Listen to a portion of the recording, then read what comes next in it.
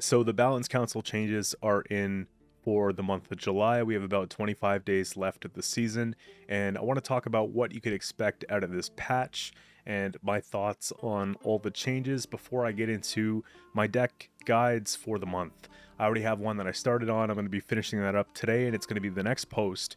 But for now, let's speak about the changes. And I'd love to hear your feedback, guys. What do you think of the changes as we discuss them? Let me know in the comments below. But for now, let's get into it here. So, change number 1 would be with the Onslaught leader. So, it got a buff from 15 to 16 provisions. Personally, I don't think this is really needed. I think Onslaught's one of the most flexible leader abilities in the game. I think that pirates have some of the most ways to play out of any other archetype in the game, and now to give them an extra provision to do whatever they want, it seems like it could be very strong. I think that if there's a specific card in mind that you wanted to buff, or a couple cards, that would probably be better in this case than buffing the leader. But if I'm a Skellige main, I'm definitely playing Onslaught this month, because that's just one extra removal or one extra crazy card, you know what I mean? So definitely look out for Skellige Onslaught just based off of that one change alone, okay? Now, secondly, we have War Council. So War Council is going to be getting a change here, and it's going up from 11 to 12 provision. So we have a nerf that I think is reasonable. At one point, it was already 12 provision. The fact that it's a tutor with carryover of 6 points makes a big difference. You're also playing multiple cards in a round. If you're looking to do the payoff from playing multiple cards in a round with, where is he here?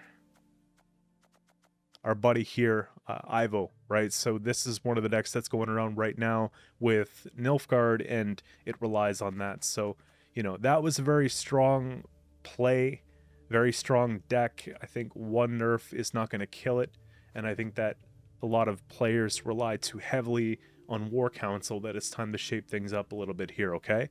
Now, the third change is that Lara Doran goes up to 12 provisions. So you're probably like wondering what this card is altogether, but there's a specific application that makes a lot of sense for this card here. We're talking about this. So Disloyal, damage dealt by the total duration of frost on enemy rows. Death Wish, boost all enemy units by 1 when your opponent plays a gold wild hunt. While Lara Doran's in your graveyard, they also play Lara Doran from your graveyard and give it doomed. So you're getting basically 2 times of playing this card and 2 times of all the payoff on your side of the board. And where this card really shines falls into the next nerf that we're going to be seeing. We're going with Tatterwing from 11 to 12 provisions. So you're putting Tatterwing in the deck, making the power of Lara down to 1. You're playing a couple organic cards to swarm wide on your side of the board. You kill it off easy, you're getting a big payoff. And then you just play a Wild Hunt card to bring it back. Very simple, right? So that's why I think these nerfs went hand in hand, is to prevent that sort of play. And honestly, I'm all for it. I think Tatterwing's underrated. There's a lot of really good cards related to monsters that start off at 1 base power, like Morvid. Vivian is a neutral that you could throw in there. Just a ton of big point slams for 1. So Tatterwing at 12 doesn't feel too bad to me. I think that's going to be healthy for the game. The next one coming up is Waters of Brokilon. In my last deck guide, I talked about this card. I talked about how it deserved to be nerfed. 9 provision is just way too good. 9 provision makes it almost an auto-include for every single scoia'tael deck, regardless of what you're doing, even if it's like, you know, Nature's Gift, right? But normally you'd be playing this in Harmony. And so we're getting 10 provision, we're getting 2 spawn. It's still better than a portal. It's still up there with some scenarios, believe it or not. But we're getting the 2 fledglings, and getting to another nerf later on. We'll talk about the base power there in more detail. But, you know, this card received the nerf. I think it's going to be good for the game because it's still playable in Harmony. I like it. Fledglings aren't 4. If fledglings were 4 power, then Water of Brokilon at 10 would feel kind of weak, but at least they're staying on the board and they're able to survive, so we could start proccing them. And Harmony points are crazy when you have things like Chameleon and Therian, you know, all different types of stuff to just proc and proc and proc. So I think we're good with that there, okay? From a overview of the patch, it's starting to look a little bit like Syndicate's getting a lot of love just by looking over at my other monitor here now and seeing the list of changes. And from what I've seen on the ladder so far as I've been playing, now Azar got a provision nerf. So I think that this was one of the steps that was taken to make sure that it wasn't too overtuned in general, because there's a lot of Syndicate changes coming up. So Azar is just the defender for Syndicate. We're able to play 2 Scarabs for a tribute, so we got 2 little mini defenders that you can boost up with Candle or whatever you want to do and keep them going. It's hard enough to get around 1 defender. It's even harder to get around 2. And there are a lot of answer this or lose type decks with Syndicate, I find. If you have an Exora, if you have a lot of the poison stuff going on behind it, you know, you can imagine how it would get pretty crazy. So giving you one answer to get around that's completely fine to me, especially since Northern Realms received a similar nerf of Donimir Troy, believe it or not, the defender, went to 10 provisions, and then also you could see Fions at 10. So put it right up there with the other defenders and play a little bit of less of those answer this or lose type decks in the meta, I think is very healthy for it. Necromancer's Tome is going to be the next one here, so we're looking for a 9 provision. It went up from 8 to 9. It puts it still in a golden Necker deck. Let's see if I can just find it by search. So this one here doesn't see a lot of play outside of golden Necker, but it still is very good. You'd probably want to play this with, believe it or not as much Death Wish as you'd think. It's really good in vampires, and it's really good in relics. So that's where I'm going to be seeing it most often. And, you know, to be able to play a Fletter and get another Fletter, Neckarat, get another one, Alp, get another one, you know, and some relics like the Self-Eaters and the Pigs, right? So these types of things are pretty crazy. So we have that going up, and surely another nerf here, and I think a healthy nerf to the game. So far, all these changes have been pretty healthy. I don't agree with the Onslaught one, but the other ones I'm all on board for. We have False Ciri, if I can spell. So False Ciri was 6 provision. I think she plays a lot better at 7, and she still will be played at 7 because you're able to play this card that you can get back on your side of the board when it hits Grace 8, so being 8 power, and it is boosting itself every turn, and you do have ways to boost her quicker with cards like Buhurt or Sangreal or stuff like that. So you don't have to worry about getting her back. The pitfall with this card is in a short round 3, so you probably want to play this when you're bleeding into a round 2 or defending a bleed in a round 2. Just kind of the way you want to do it, because you want to have a graveyard established and you want to have this card come back. So playing at 7, I think it's still very good. If she were 8, I probably wouldn't play her at all. There's an argument that maybe 2 and 7 would be more appropriate, so then she could tick quicker in her short round 3. But I think for right now, we're pretty happy with what we're looking at. So the next one is War. You type War, everything's going to pop up. So War Clans going to a 6 provision from a 5 provision. And I think that a lot of people are going to be happy about this one here. Devotion was not a very difficult requirement to play this card before, because warriors tend to like playing Devotion because of all the cards that benefit from it. So it wasn't a big deal to begin with. Now we're getting the damage by 2. Obviously we're going to be able to crank that up with Warlords, but it starts off at 2. Deathblow, we play a 4 provision warrior from Graveyard to give it Doomed. Well, you can't give Doomed to a Tursic Invader that has Veil, and this is where the card was abused. You get these, and I'm scrolling through all the 4Ps in the game, there's got to be a better way, but so you get these in the grave. They have veterans. They're going to be worth 1 more at the end of every round, and if you have a way to pad them in the graveyard, all the more problems. And then just being able to funnel them back on the board with War Clans was somewhat unhealthy. I think warriors will still do fine without it, you know, at 5 provision at the end of the day. With War Clans, 6 feels pretty good. And the Highland Warlord, the counterpart of that, gets a nerf as well from 5 to 6. So you're probably thinking, wow, okay, they got hit hard. Yeah, they did get hit pretty hard. The problem is with warriors, if they make it to round 3, then you just auto lose pretty much. So that's the problem, is they have a very slow round 1. And if you win round 1, you're kind of forced to push them in round 2. If they have enough of the carryover from the warlords going into round 2, it's hard to actually push them. And then you have to go into round 3 with either even cards, or maybe you're even down a card at that rate because the defend didn't work too well. And then you're stuck. So these at 6, so we lost 4 provisions in this deck. And that's going to mean probably one gold card subbed out for a bronze. So that could actually make a pretty big difference at balancing out warriors. And we'll have to see how this plays throughout the month. I might give it a try. I'm not expecting it to be a lot of fun because, you know, you want to play things that are kind of in tune, not out of tune, but it is what it is. Now we have a few buffs as well. So let's talk about some more positive things, right? So Geralt Axii gets a buff from 11 to 10 provision. This card hasn't been played since the rework, really, when Geralt Axii went from just resetting a power and purifying. It lost all its play. So now being able to seize the unit with power up to the number of allied Witchers on this row. If we're playing Witcher Swarm, it's almost worth giving a try. It's like a muzzle with a bit of a condition. That's the problem, is that it's just a muzzle with a condition. So you have to have the board state to support it. Obviously, you do get the Swarm payoff if you have an extra Witcher on the board for stuff like Leo, etc. But the condition is what always frightens me a little bit. I don't think we have to be too worried in at 10 provisions. I think we'd probably start to have to worry at 9. The 2 armor doesn't really mean much on this regardless, but there's that. Vivaldi Bank gets a buff. I think this is only fair. Profit 4, you often over profit.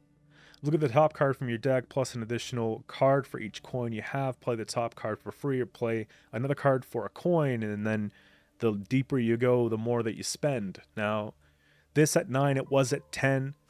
All the other tutors, well, this isn't a tutor, but 1, 2, 3. I guess this got the buff, last patch. So a lot of these other things that are pulling for cards are 9, not 10. So putting Vivaldi in that same category feels pretty good to me.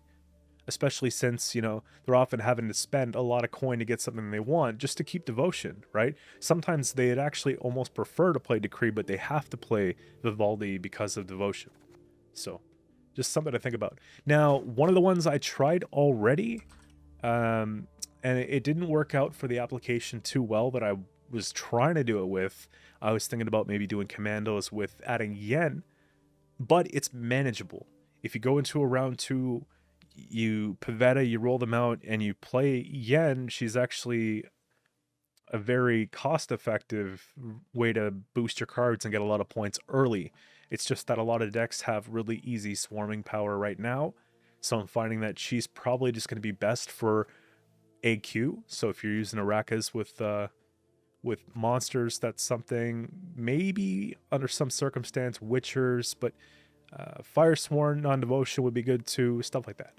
But Yen at 9 instead of 10 is really good. It's great for Golden Necker decks as well. It gives them another tool to do something with, because they didn't really have too many swarm payoff options in Arakas swarm decks. So that's great, just not as much for commandos based on my experience. So we got that. We got Mahril's got a bit of a buff as well. This is kind of nutty, man. I think Mahril set 8 provisions kind of borderline, because yeah, your floor is 8 points, your ceiling is uncapped, and your tribute, you're often getting the coin back with King of Beggars. So this is going to be something that you have to expect that you're going to be playing against if you're playing against any deck that shows signs of King of Beggars. Okay, so just be prepared for it. I think it's a slippery card, because at 9, some would argue there's better removal options. At 8, I would argue it's the best option. So we'll just have to see how this one pans out here. Syndicate's getting some more love right now. We got Conjurer's Candle, Resilience. So the location with Resilience, which is scary because it's a spender and it profits 4 on deploy. So you got to be careful. Now, Fee 1 boosts the allied unit by 1 and increase the boost by this card's fee cost. So essentially, you're getting a positive trade on your coin that you're spending. So you got to watch out for this. And if you can somehow get the opponent to use the candle in the round that it's played, so that when you go into that final round, you're going to have the candle at a very high counter and very difficult to proc, I think that would be best for you, because otherwise they go into a round 3, they play something like this as carryover, then they have all this coin to boost up their engines or their removal engines, and yeah, it's just a nightmare for you in a short round 3. So just something to look out for. Candle at 7 is nothing new. We've seen it before, and we know how scary it could be, and already Golden Neck or Poison is back, baby, and just about any other Syndicate, because this is pretty much an auto-include card at that point. Now, we gave Syndicate a new tool or an upgraded tool. We might as well do the same thing for another faction here. So, you know, Skellige got a lot of nerfs so far, and if I can find it, I will show you. We got a buff, and I like this buff quite a bit. I've been thinking about this for a long time. Bride of the Sea coming down from 8 to 7 cost. So we play an alchemy from the graveyard with a provision cost of 4 or less, right? And then we can increase that based on the duration of Rain or Storm. So we had a 4 provision card or 5 provision card that would do something very similar, and it just wasn't seeing a lot of play. Also, in at 7 cost was Axel. So a lot of people were just saying, you know what, instead of going Bride of the Sea, let's go Axel. It just feels better. And Bride of the Sea was just eliminated from the meta altogether, gone. And now she's probably going to be back, because at 7, I think it would be kind of dumb not to include her in at least your alchemy deck. Maybe even your self-wound deck, right? Fish for another ale, fish for a Mardrome. I think that she's worth it for that now. But at 8 before, especially with all the other nerfs to self-wound, you weren't playing her for sure, and now alchemy just has a lot of choices that you have to choose between, so she wasn't seeing play there either. Now, Mercenary Contract, at a first thought, I can't even think about it. Oh, there it is, it's this one. I've played it a couple times, I just don't play it enough. Now, we got a buff from 7 to 6 provisions. So at 6 provisions, don't worry, it's a gold card, you can't play 2 of them. Now, profit 5 is spend all your coins and play a unit from your deck with provision cost up to the number of coins spent. So we know we're profiting 5 plus whatever else we have in the bank already, and then we can just go play something. So it's a tutor and it's a crime, so we're getting a intimidate proc off any of those engines that we have, and we're getting a good tutor. So something like this and something like Vivaldi, now you have really decent resources to help pull cards with Syndicate at less of a cost. So I'm happy with that one quite a bit. Provision decreased, probably going to get some mixed feelings about this one. The slave drivers, they got hit pretty hard. They were up to 6 provision. It certainly did not feel as good, but it was justified if you think about it, because it's no different than like a Reaver or Scout. It's pretty similar. Mind you, this is deploy, the other one has order, and you know, it's creating another card essentially, right? But this is a 1 power card opposed to the full power, so I guess you could justify maybe 5 is a good spot.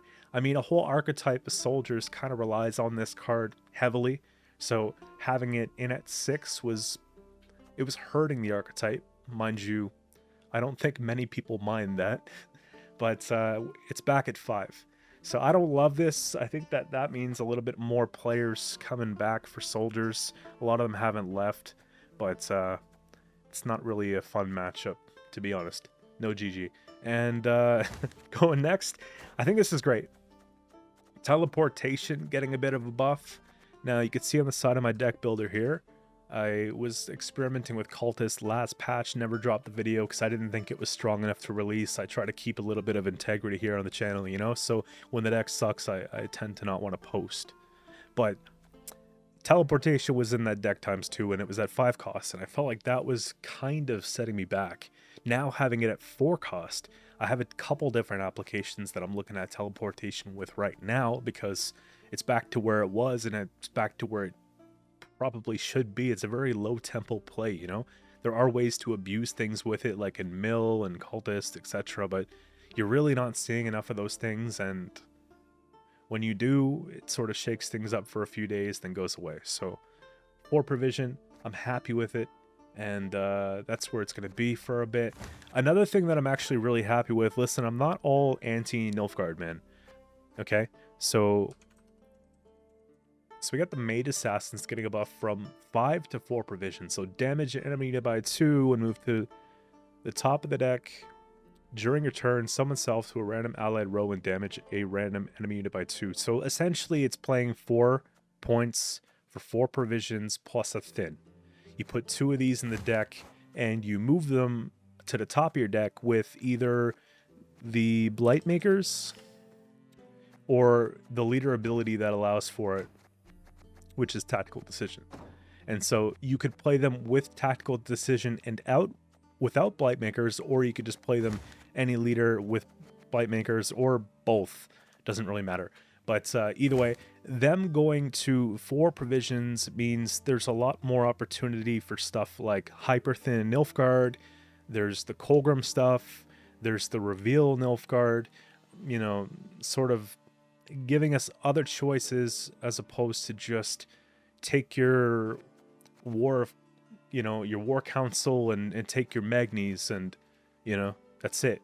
Mind you, I think that Nilfgaard has probably the most and arguably the best thinning in the game.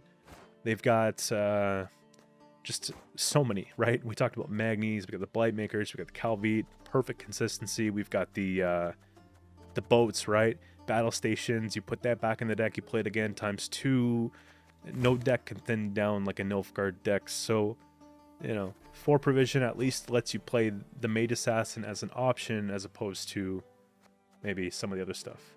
So we're halfway done through the changes. Let's have a look here at the rest. Power increase, Rient 6 to 7.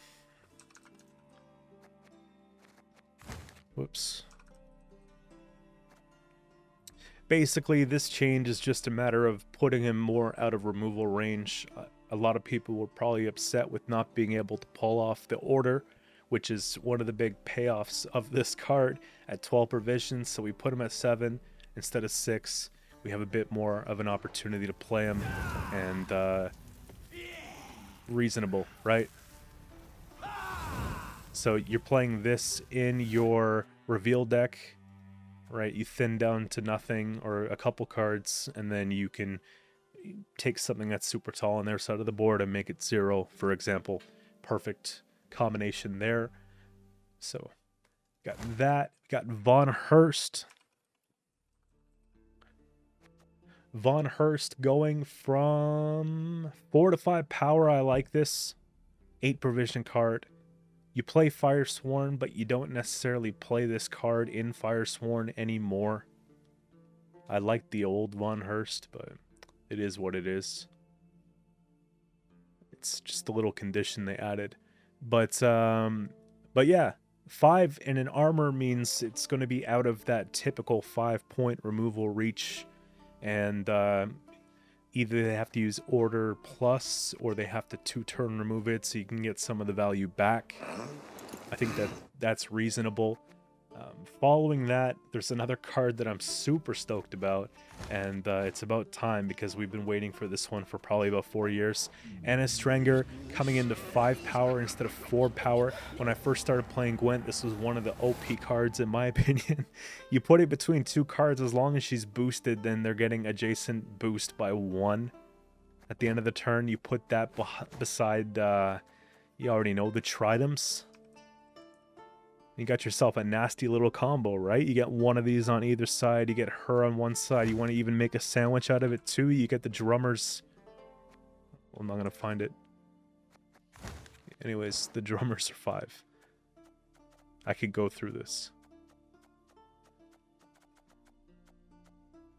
Yeah, so Temerian drummers, you know, put one of these, put a Tridum, put Anastranger, put a Tridum, you know, make a sandwich. And so that combo could actually be playable, well, a bit more playable than it was. I think removal is always going to prevail, but if you're looking for boost stuff that's pretty fun, try this out. I have a blast when I play it. One of the changes that I'm most excited about, that I think a lot of the OGs are pretty excited about, is the Commando change. So I've already started experimenting with this one here. So putting the Commando from 4 to 5 base power helps in the event that we don't have Zeal, or we ran out of the order for our leader, or, you know, there's even something that I also thought about with 5 power now instead of 4 power. Half of 5 rounds up in this game. So if you were to go and play Triss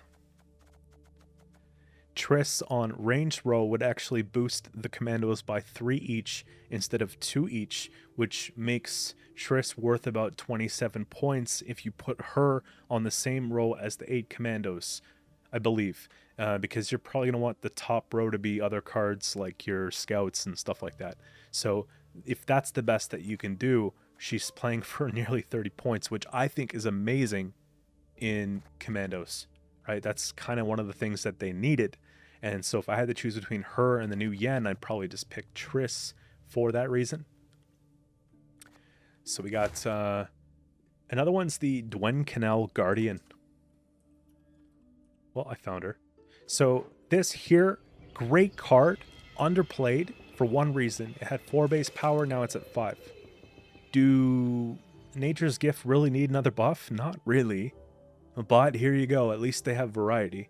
So Veil is crazy, you can't lock her Symbiosis. And then we have an order damage by 2. The damage by 2 plus Circle of Life coming in at 4 provision these days is a really good combo where that's giving you that reach of 5 power removal right there. You're just getting stuff off the board, and I like this, and this might even see play outside of Nature's Gift, but it's probably not going to as much. I think the Symbiosis is what really gets it. There are so many different control options that I'd probably put in other scoia'tael decks besides her, like the Skirmishers, and, you know, just a lot of the Dwarf stuff has good removal reach, a lot of the Elf stuff as well. So there's that. We have Shady Vendor getting a buff as well, which is whatever, I guess.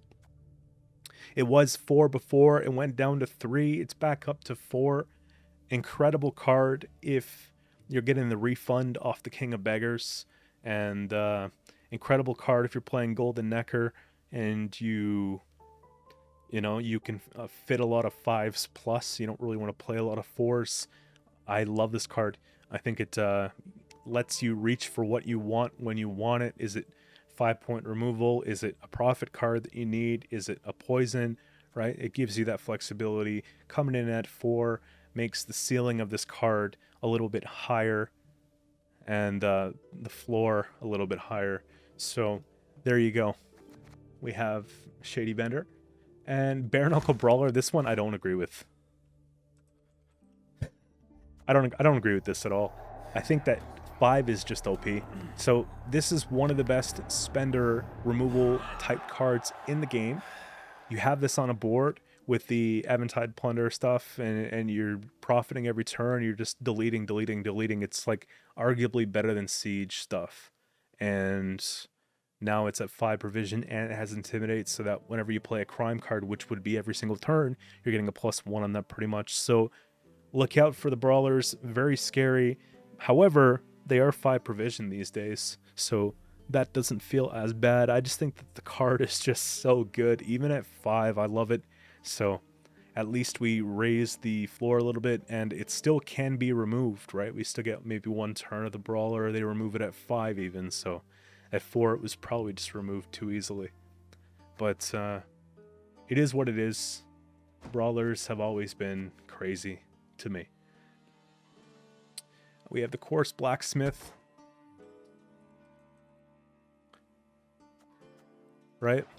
So profit 2, so it's a 5 plus 2, easy money. And then fee 1, boost an allied unit by 1. So just a 1-for-1 boost with a 5 base power. What's nice about him actually is the Crown Splitter tag, Works as a very good backup if you're looking to play a crime deck and you need multiple crown splitters for your Novigradian Justice. That's normally, I think, when you'd want to spend that. Or any deck that allows you to spend down to 0 and get some sort of a payoff, like any of the cards, like, I mean, Akarancha helps when you're spending, but I'm talking about like Casimir, or, I mean, I can go through them. There's a lot of bronzes that, Ixora, for example, in the gold end, but a lot of stuff goes into that strategy of spend down and get replenished. Open Sesame, I believe. So, what else we got here? On-Crate Marauder. I can't spell.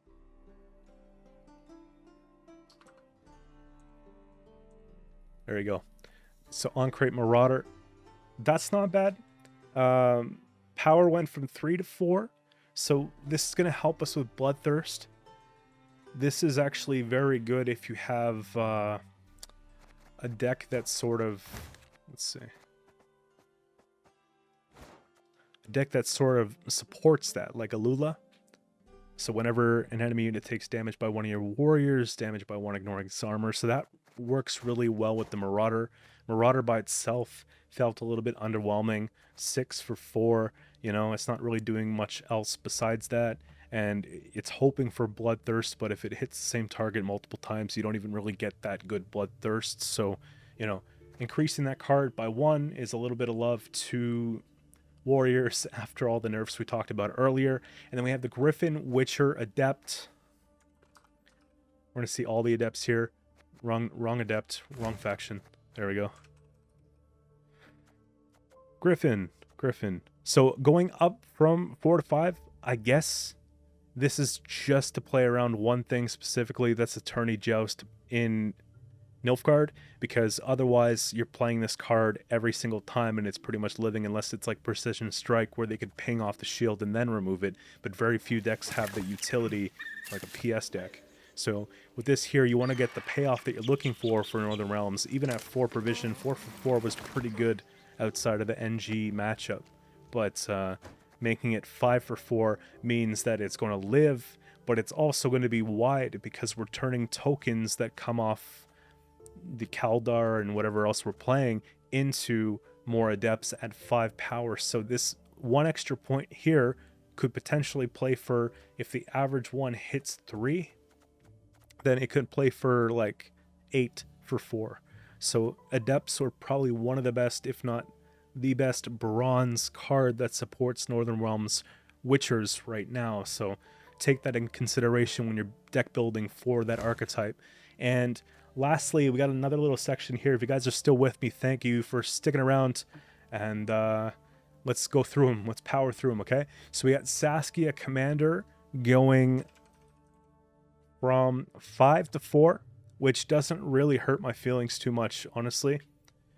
It is what it is. We don't play Saskia for the points that she's worth. We play her for the amount that she thins and the cards that she pulls, right? Usually they're engines. Usually they're like movement engines, harmony engines, whatever the case.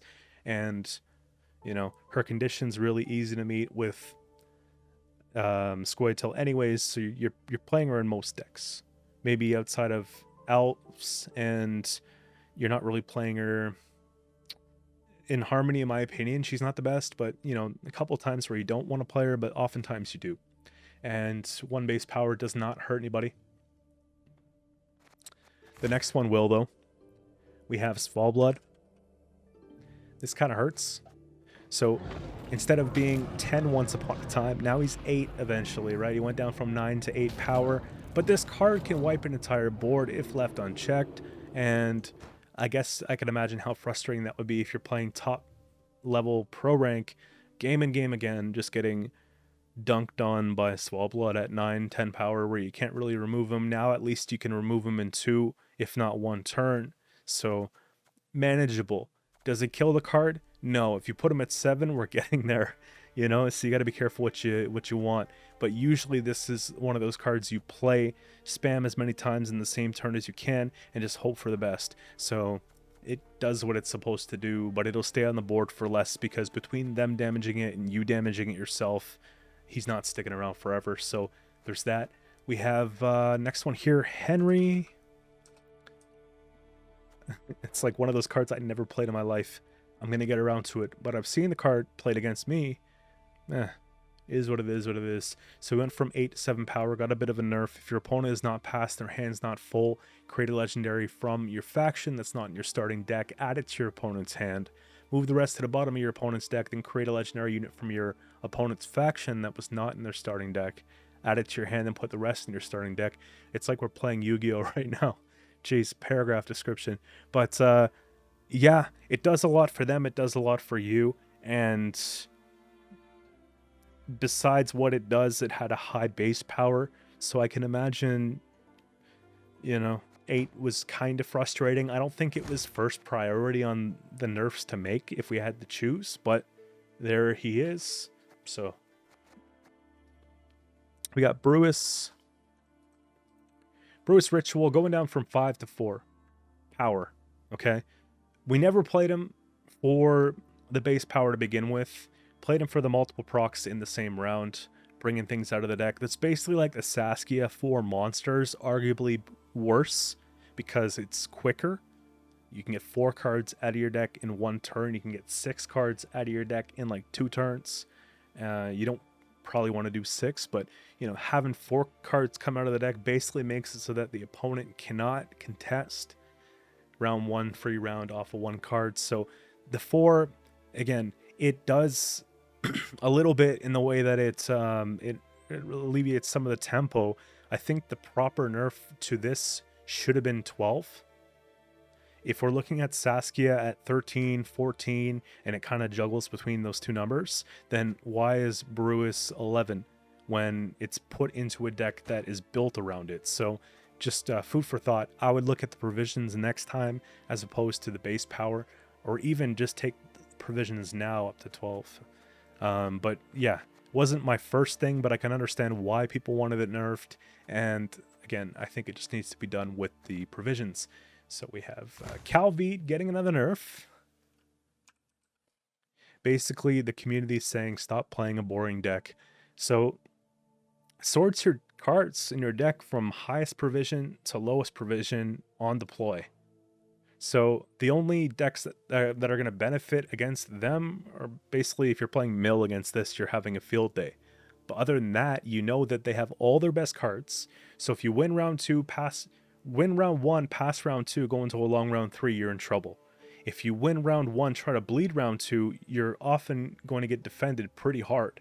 But you have to push that round 2, and you have to get out as many good cards as you can, because you know that if you get to a round 3, they're only going to have bronze cards left. But the problem is they often have Nausicaa Sergeants, and that's just this whole thing itself. But bringing this card down to 6 gives it a little bit less upfront tempo, gives you a little bit more pushing power. So that's reasonable, okay? I'm not opposed to that. It's not a significant change, but it's a change. And we have Skjordal. And what do we do to Skjordal here? From 4 to 3? Well, he was. This is like OG Skjordal. This is how I know Skjordal. 6 in round 3 is completely fine to me. 6 base power plus 6 points of removal. It's like a parasite with a body. You know? Monster's parasite mixed with a warrior. And 12 points in a round 3 plus a herald proc or whatever you're going to do. This card hasn't even been seeing much play when they buffed it. I wasn't running into it too much. So I think that where he's at is actually fine. I just think that maybe people are leaning more into the raid cards for removal and less into the Skjordal than they could when they're playing warriors. I always love this card. And we got Milton.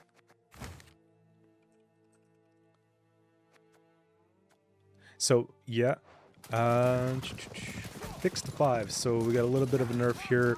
We're getting boost by 3, boost by 3, and then boost out by the last boost you gave to an enemy unit this round. The order is really where it's going to shine. So the 1 base power nerf is not really going to make a difference. This card is still going to be played in every single Knight's deck, and it's great in Golden Necker. It's great in regular. It does not matter. 1 base power does not kill it. The floor of the card is still 11 points for 7. The ceiling is like uncapped so I don't think it matters that much. Pretty insignificant change. And another controversial piece here that it's just going to keep bouncing back and forth for Gwentfinity and beyond. We have the Nausicaa. So it went from 4 to 3. It'll probably go back up to 4 next month. So expect this to be a common pick. And it's just one of the most abused cards. People are tired of seeing it. So that's why it's always going to be included. But it plays for a lot of points. You get the 6 off the battle prep. You get the create and play for the Ivo strategy. You get the assimilate procs off the create and play. And assimilate's very strong when you rattle off a bunch of these in a round. So yeah, 3 for 6. I'm happy with it here. Can we just agree to leave it here for a while and look at more important things or more interesting things in the meta than just crying over one card? I think it's safe to say. Let's agree on that here, guys. So there's that. Knight Errant. Can't spell. No, I had it. It's this one. NR. So basically goes from 3 to 2. I'm not really hurt on this either because the card plays for 2 points per turn up to its grace counter, and then it just gives us an extra 2 points on either side, right? When we pop the shield, which we're going to do with sorceresses, and if we put this on an immortal, it gets even worse, right? So this card does not make a huge difference at 2 opposed to 3. It does actually give the opponent an opportunity, though, to remove it at 5 on the first turn that it was played. So we have the +2 is going to make it at 4 plus an armor. So it's that first turn that it struggles. And if it gets through, it gets through. I think it's always been the case. It's just going to be a little bit more obvious now. You got to be careful when you position it. But if you basically infuse it off the get-go with a Squire, then you will never have this problem. Or if you just use a leader, or if you use a vial, or if you use really anything to boost it on the turn that it's played, you're just more than fine. It's a little hiccup for a very strong deck, regardless of the circumstance. I don't think it's a problem. And lastly, we have the fledglings. So Dryad fledglings were 6 power. I thought it was busted. 4 provisions, good enough. And 5. It's a harmony engine. Every time we play a different category, it's going to be boosting itself. More than fine. Again, we leave it like this. We call it a day. It'll be played when it gets played. You know, again, bigger, better, more important things to focus on at this time.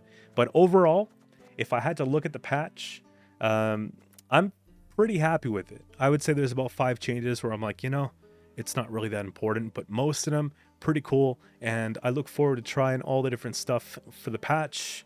I have a Northern Realms deck that I'm working on right now, and then I'm pretty much open for suggestions. If you guys want to share what you've been playing, or you want to tell me which cards I should give a shot soon, by all means let me know. I think Syndicate is going to be on the agenda in the near future as well. But yeah, I have a lot of time over the next week to make a couple videos, so I'm excited. Anyways, thanks for stopping by, guys. If you're new, subscribe to the channel for more Gwent uploads regularly, and I'll see you in the next one.